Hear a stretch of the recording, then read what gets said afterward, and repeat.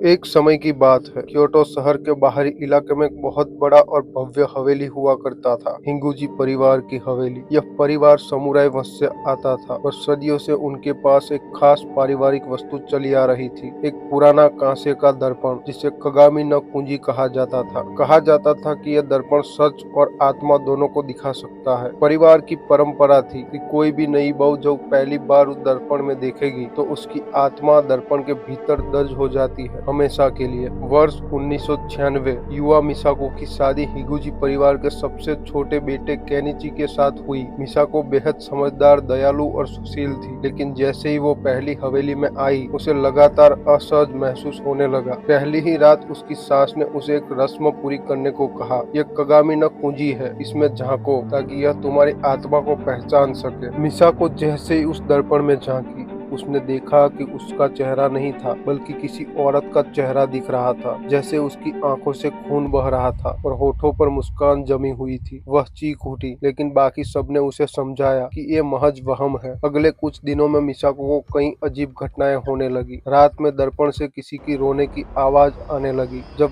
वह आईने के सामने देखती तो कभी कभी उसकी परछाई कुछ सेकंड पीछे चलने लगती, जैसे कोई और उसके पीछे भीतर बैठा हो। एक रात उसने देखा कि दर्पण के पास रखी कुर्सी पर कोई बैठा है। वही चेहरा था जो उसने पहले दिन देखा था। उसे अब यकीन हो चला था कि यह दर्पण शापित है। एक रात मिसाको ने साहस कर अपनी बूढ़ी सास से सच पूछा। सास ने भारी मन से कहा, यह दर्पण हमारी पहली बहू का श्राप है। 300 साल पहले उसे इस हवेली में जिंदा जला दिया गया था जब उसने किसी गलत चीज को देख लिया था। मरते वक्त उसने कसम खाई थी कि वह नई बहू में समा जाएगी ताकि वो फिर कभी जिंदा हो सके। और तब से हर तीसरे दशक की बहू या तो पागल हो जाती थी या खुदकुशी कर लेती थी। मिसाको अब डर चुकी थी, लेकिन उसने हार नहीं मानी। उसने एक पुराने शिंटो पुजारी को बुलाया, जिसने बताया ये दर्पण अब सिर्फ प्रतिबिंब नहीं बल्कि एक दरवाजा बन चुका है, मृत आत्मा की दुनिया का द्वार। उपाय केवल एक था, दर्पण को सूरज की पहली किरण से पहले तोड़ना। लेकिन अगर आत्मा ने विरोध किया तो दर्पण में झांकने वाले की आत्मा फंस सकती है। अगली सुबह सूरज उगने से पहले मिसाको ने वह दर्पण उठाया और उसने तोड़ने के लिए छत पर कही। जैसे ही उसने हथौड़ा उठाया, दर्पण से एक तेज चीख आई। हवा में ठंडक भर गई। दर्पण में वह औरत उभरी और बोली,